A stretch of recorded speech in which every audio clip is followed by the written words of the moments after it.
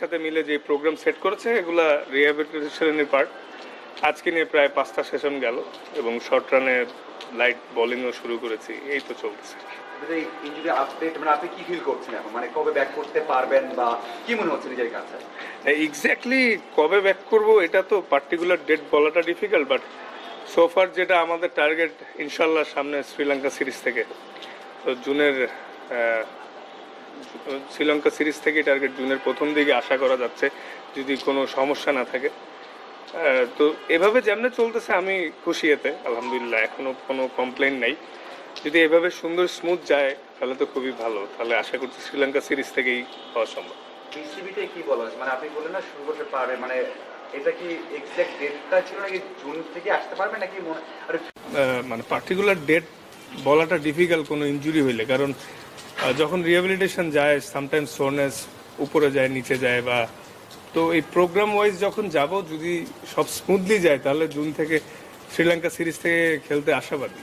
যদি এর মাঝখানে আল্লাহ না করুক কোনো প্রবলেম হয় তখন হয়তো আমাদের ম্যানেজমেন্ট থেকে তারা আবার ডিসিশন নেবে, আমরা একসাথে মিটিং করে কি করা যায়, বাট আশা করছি প্রবলেম হবে না, যেহেতু ওইখান থেকে ভালো সুখবর দিয়েছিল যে সার্জারি ছাড়াও রিহ্যাবিলিটেশনে সুস্থ হয়ে যাওয়া সম্ভব, ওই আশা নিয়ে আগাচ্ছি আর কি।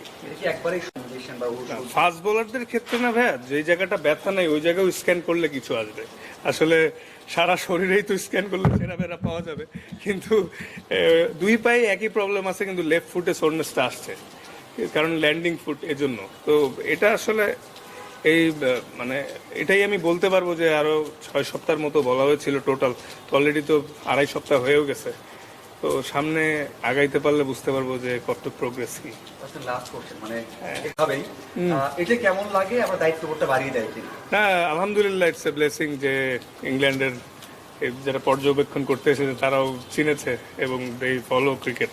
এটা একটা অনেক সম্মানের বিষয়, বাংলাদেশ টিমের মতো ইন্টারন্যাশনাল একটা টিমকে এতদিন ধরে রিপ্রেজেন্ট করতে পারছি, আলহামদুলিল্লাহ অবশ্যই সম্মানের। আল্লাহ যাতে আরও তৌফিক দেয়, আপনারাও দোয়া করেন আমি যাতে আরও অনেক বছর সার্ভিস দিতে পারি এবং সম্মান আরও উপরে নিতে পারি।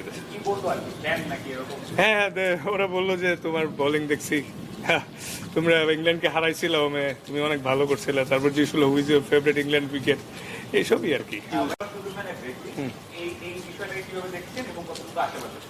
না, আশা করছি সে ভালো কিছুই হবে, বিকজ ও নিজেও অনেক বড় ফাস্ট বোলার ছিলেন এবং অস্ট্রেলিয়ার মতো টিমে বেশ অনেক লম্বা সময় খেলেছে। আর প্লাস একটা সবচেয়ে বড় গুড সাইন যে সামনে যেহেতু টি-20 ফরম্যাটের অনেক খেলা আসতেছে, ও রিসেন্ট টি-20 ইরাতেও খেলেছে, বড় বড় ইভেন্ট খেলেছে, তো ওর আইডিয়া হবে। আশা করছি ওর এক্সপিরিয়েন্স আমাদেরকে হেল্প করবে। আসলে ন্যাশনাল টিমে এসে একটা বলারকে খুব বেশি হেল্প করার তেমন কিছু থাকে না, জাস্ট গেম অ্যাওয়ারনেস আর ছোট টেকনিক্যাল ইস্যুস, বিকজ ন্যাশনাল টিমে এসে আসলে নিজের কোচিং নিজেরই করতে হয়, বাট বড় কোচটা থাকলে কাজটা অনেক সহজ হয়ে যায়। আশা করছি ও ভালো হবে ইনশাল্লাহ, যদি ওর সাথে লম্বা সময় কাজ হয়নি, সামনে হলে বুঝতে পারবো।